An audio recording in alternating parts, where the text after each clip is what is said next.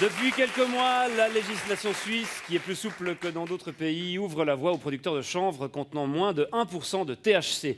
Le cannabidiol, ou CBD c'est son nom, se trouve sous différentes formes et se vend désormais partout en Suisse, sur Internet et dans les kiosques.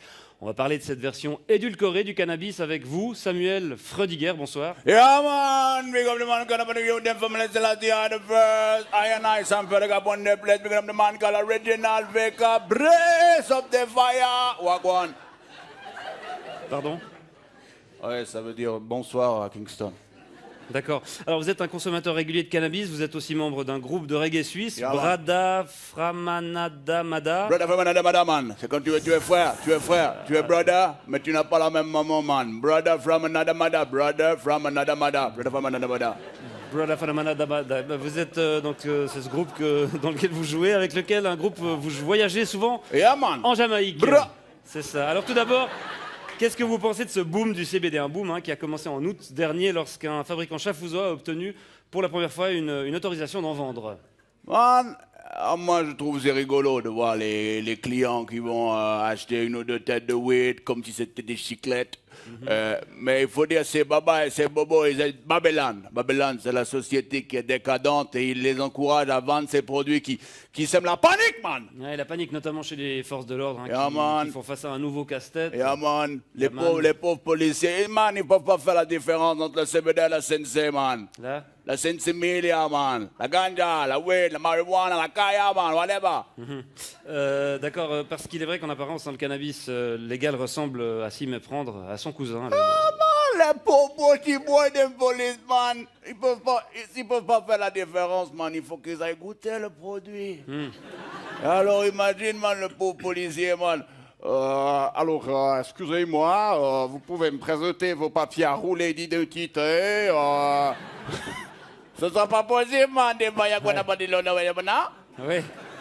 Je rappelle que cette variante du cannabis ne tombe pas sous le coup de la loi fédérale sur le stupéfiant, une loi de 2011, puisqu'elle contient moins de 1% de THC. Bombo clad de fire, bonagwande, man.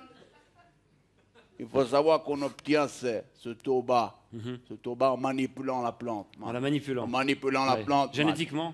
En faisant des croisements, man, des petites chimies, et on atténue comme ça le produit, on le rend allégé. Et aujourd'hui, man, c'est pas tout comme ça dans la société, man. C'est exactement la même chose comme les sodas sans sucre, les yogourts allégés à la gélatine de porc, ou l'huile d'olive sans olive, man. Ça va pas, man. C'est pas du vrai cannabis, selon Man, vous. non, man, la vraie weed, la vraie ganja. La vraie ganja. Il faut la planter avec amour. Il faut la faire grandir sous les incantations de Joe Rastafari. Et ensuite, il faut la récolter, la faire sécher, la fumer pure, sans tabac, man. Comme dans la chanson. Give me the weed, good ganja weed, but I want it, when they weed, dude. Ah! Bon, naturel ou pas, le cannabis contenant un taux de THC élevé. THC, man. C'est quoi THC? Tétrahydrocannabinol, tétrahydro peut-être. Yeah, Cannabinol. C'est d'abord une drogue et contre laquelle les pouvoirs publics sont censés lutter, monsieur Freudiger.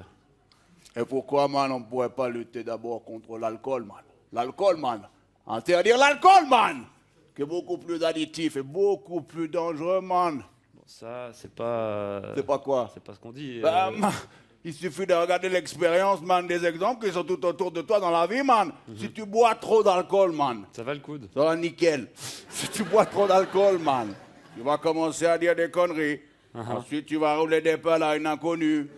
Ensuite, tu vas te battre. Ensuite, tu vas te retrouver tout nu dans la rue. Le sgay galère.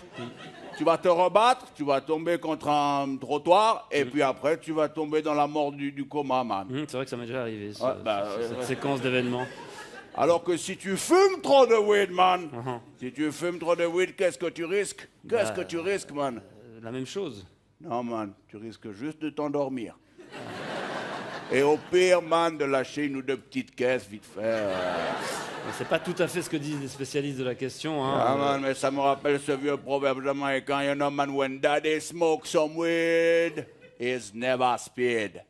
When daddy drinks some whiskey, it is gonna be more risky. Ouais, quand papa fume de l'herbe, il est tout calme. En revanche, quand il boit du whisky, ça devient un peu plus risqué. Exact. Ouais. Bon, en tout cas, on se réjouit de voir comment le marché du cannabis light va évoluer ces prochains mois. Je vous remercie d'être venu nous apporter votre point de vue, Samuel Freudiger.